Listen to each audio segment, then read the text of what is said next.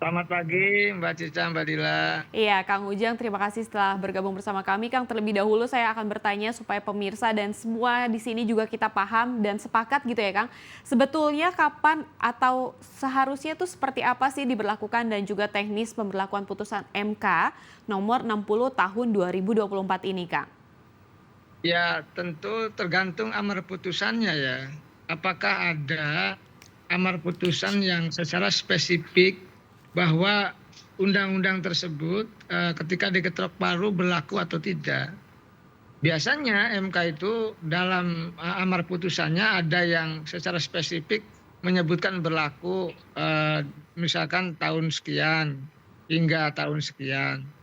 Atau berlaku juga saat diputuskan. Nah, biasanya kalau amar putusannya tidak ada ketentuan seperti itu, maka berlaku ya sejak saat ini, sejak diketok palu seperti itu. Cuma memang yang menjadi persoalan adalah kalau menurut hemat saya, kenapa keputusan itu tadi kadang-kadang berbeda. Ada yang diputuskan secara spesifik berlakunya gitu ya. Ada juga yang tidak. Ini kan yang menjadi catatan kita bersama bahwa sejatinya ya apa namanya keputusan MK itu harus konsisten dalam memutuskan undang-undang itu ya. Kalau memang berlaku saat ini ya dipertegas. Kalau memang tidak ya juga harus diperjelas juga. Sehingga apa? Sehingga kita sebagai rakyat Indonesia memahami karena keputusannya final dan mengikat, ya harus jelas tadi apa namanya amar putusan terkait dengan penjelasan masa berlaku itu. Karena yang saya tahu, yang saya pahami ya, yang saya mengerti bahwa apa yang dilakukan MK adalah keputusan yang penting bagi bangsa ini karena positioningnya menguji undang-undang terhadap undang-undang dasar, menguji undang-undang yang telah dibuat oleh DPR dan pemerintah terhadap konstitusi. Ya. Dan kita tahu konstitusi itu adalah aturan yang paling tinggi di republik ini. Betul. Nah, dalam konteks itu kewenangan MK yang besar, kewenangan MK yang powerful itu harus jelas dalam konteks memutuskan tadi masa berlaku itu begitu. Baik. Baik, Kang Ujang, seperti yang Anda sebutkan bahwa objeknya ini artinya kan undang-undang yang diuji dan itu merupakan kewenangan MK dalam membuat keputusan. Namun hasil dari rapat balik DPR kemarin menyatakan bahwa undang-undang pilkada ini mengacu pada keputusan Mahkamah Agung. Apa kepentingan dari DPR, apa yang membuat mengapa ini putusan MA yang justru didahulukan daripada keputusan MK, Kang Ujang? Ya, ini kan sebenarnya ada saling ketidakpercayaan ya. DPR tidak percaya kepada MK, MK juga tidak percaya kepada DPR. Nah, kalau saya sebut ya ini bisa mengarah kepada krisis konstitusi gitu. Artinya mestinya kedua lembaga tersebut saling menghormati ya atas keputusan, atas kebijakan masing-masing gitu. Sehingga tidak terjadi tadi problematika konstitusi, tidak terjadi krisis konstitusi seperti saat ini. Kalau kewenangan masing-masing itu dijaga, lalu kewenangan masing-masing dihormati. Karena mungkin DPR selama ini yang membuat produk hukum ya, membuat undang-undang Ya. bersama pemerintah, ya banyak dirugikan. Banyak yang dianulir atau direvisi gitu, banyak yang dikoreksi oleh Mahkamah Konstitusi. Ini yang menjadi problem karena mungkin DPR sudah capek-capek, mati-matian gitu ya, membahas undang-undang, tapi undang-undangnya mohon maaf pasal-pasalnya banyak yang dikatakan dikoreksi atau direvisi atau dibatalkan oleh Mahkamah Konstitusi. Itu yang membuat mungkin ya DPR juga marah. Ya. Lalu juga apa namanya dalam konteks itu ya ada memang kewenangan-kewenangan yang dimiliki DPR seperti open legal policy gitu ya.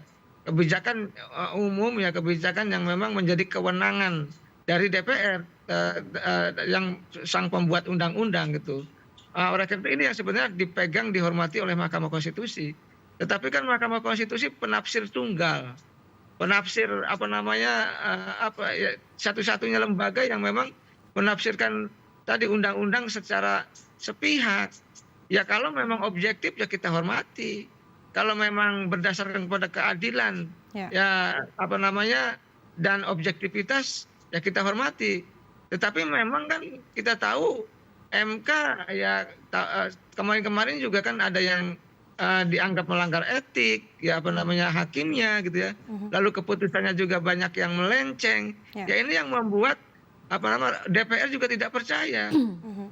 Jika DPR tidak percaya, maka DPR pun tadi menggunakan kewenangannya secara politik, ya tadi merevisi undang-undang yang mohon maaf yang berbeda dengan keputusan Mahkamah Konstitusi seperti itu. Baik.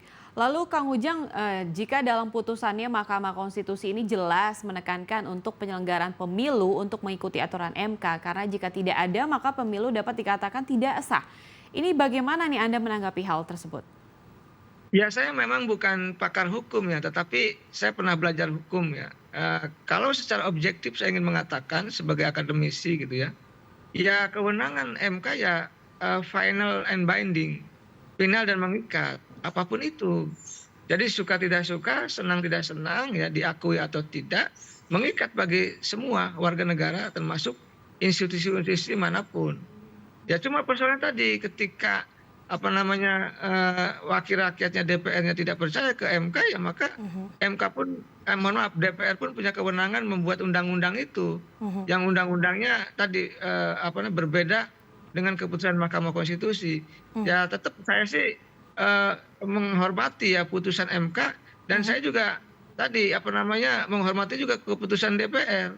Cuma persoalannya kalau kita mana yang lebih kuat ya sekali lagi saya bukan ahli hukum tata negara, sepengetahuan saya gitu ya saya pelajari di dunia akademik gitu dia di dunia apanya kampus ya di dunia literatur ya terkait dengan hukum tata negara terkait dengan politik juga ya yang dihormati adalah keputusan MK karena final dan binding itu karena tidak ada apa putusan yang melebihi itu tetapi tadi karena memang MK-nya menganggap merugikan keputusan DPR, merugikan tadi ya apa namanya terkait produk undang-undang yang telah dibuat oleh DPR, maka DPR pun tadi punya hak politik untuk kelihatannya tanda petik ya melawan keputusan MK begitu. Kang Ujang, menggunakan hak politik DPR untuk menentang keputusan MK dan lebih memilih mengikuti keputusan dari Mahkamah Agung. Apakah nantinya jika revisi Undang-Undang Pilkada ini betul disahkan pada hari ini menjadi undang-undang, langsung bisa diterapkan dalam Pilkada 2024 besok, Kang Ujang? Ya bisa langsung asalkan langsung dicatat dalam lembaran negara ya. Sudah disepakati, sudah langsung berlaku undang-undang itu. Cuma memang persoalannya adalah tadi undang-undang DPR dianggap gitu ya apa namanya pasal-pasal tertentunya menguntungkan pihak tertentu kan paling di situ catatan publik ya catatan masyarakat yang akan mengkritisi terkait dengan keputusan apa namanya DPR tersebut. Tentu saya dalam kerangka sebagai akademisi ya tentu harus objektif melihat persoalan ini ya tidak akan membela manapun karena kita harus tetap berpegang kepada tadi ya garis-garis kebenaran. Hak politik yang dimiliki oleh DPR tadi ketika sidang paripurna ya ketika sudah ditandatangani ya oleh presiden masuk lembaran negara ya tentu akan langsung berlaku. Mungkin nanti akan diajukan lagi judicial review kan, akan diajukan lagi judicial review, tapi waktunya sudah habis. Kenapa? Karena pendaftaran pilkadanya kan akan berakhir di tanggal 29 Agustus, kira-kira ya 98 hari lagi begitu. Baik, Kang Ujang seperti yang kita tahu ya kalau hari ini ada agenda demo gitu ya Kang ya di depan gedung DPR. Kira-kira dengan adanya demo ini Kang, apakah nantinya DPR akan tetap mengesahkan RUU Pilkada menjadi undang-undang atau seperti apa kalau pandangan Kang Ujang? Kalau lihat konstruksi ya dan dinamika politiknya, kelihatannya akan tetap apa namanya memutuskan ya hasil sidang balik bersama pemerintah tersebut. Karena sudah menjadi keputusan institusi ya dua lembaga eksekutif dengan legislatif. Nah wilayah MK adalah wilayah kemenangan yudikatif. Nah terkait dengan demo-demo tentu itu hak warga negara ya hak rakyat gitu ya. Siapapun dalam negara demokrasi bisa melakukan apa namanya kritik-kritik sosial, bisa melakukan kritik-kritik membangun dan bisa melakukan demonstrasi, namun harus dilakukan secara aman, nyaman, tertib gitu. Itu juga apa namanya menjadi sebuah apa namanya perjalanan demokrasi kita. Nah, dalam konteks tadi apakah nanti DPR bersama pemerintah akan mengesahkan? Saya meyakini akan mengesahkannya karena bagaimana begitu cepatnya DPR merevisi tadi undang-undang pilkada, begitu kilatnya ya, maka konsekuensi dari perjalanan revisi itu ya tentu ada dieksekusi di sidang rapat paripurna, walaupun mungkin nanti banyak rakyat, banyak pendemo yang melakukan demonstrasi di gedung DPR. Baik, Kang Ujang, jika tidak adanya lagi kepercayaan antara lembaga legislatif, yudikatif, dan juga eksekutif, apakah ini tidak dikhawatirkan akan semakin mencederai demokrasi di Indonesia? Dan seperti apa respon publik? Ini pasti akan menuai emosi dan kemarahan publik terhadap negara ini, begitu Kang Ujang? Ya, ini yang menurut saya harus hati-hati dan berbahaya ya. Tentu tadi semua elemen bangsa termasuk lembaga-lembaga negara, MK, DPR, ya tadi eksekutif juga yudikatif ya, termasuk legislatif harus menghormati kewenangan masing-masing. Tidak boleh saling ego sektoral dalam konteks tadi membuat maupun menafsirkan undang-undang. Nah, tadi kalau itu terjadi maka akan terjadi krisis konstitusi dan masyarakat tidak akan percaya terkait dengan tadi produk pembuatan undang-undang yang dilakukan oleh legislatif dan eksekutif. Tetapi memang ini yang akan menjadi batu ujiannya bagi bangsa ini gitu. Ya rakyat tentu akan mengawasi proses tadi revisi undang-undang KPK dan perjalanan keputusan Mahkamah Konstitusi. Dan ini sedang ramai ya, sedang bergemuruh di mana-mana. Tentu kita harus jaga kondisivitas, harus jaga bangsa ini agar aman, damai, tertib. Ya saya sih mengatakan demonstrasi silahkan.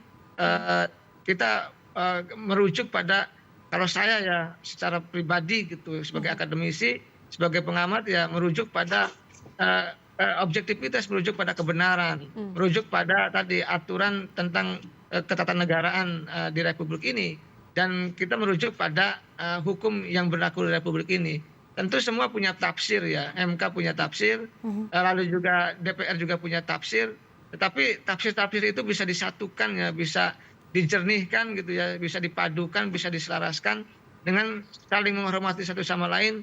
Dan yang paling penting adalah tadi merujuk pada konstitusi yang berlaku di Republik ini begitu. Soal mana yang benar, mana yang salah, tentu tadi kita harus merujuk pada aturan yang tertinggi yaitu konstitusi. Menghormati keputusan dari Mahkamah Konstitusi adalah menurut hemat saya pilihan yang baik, pilihan yang bijak, pilihan yang tadi disampaikan juga oleh Pak Presiden begitu. Menghormati keputusan MK dan harus saling menghormati antar tadi kewenangan dan kebijakan masing-masing lembaga.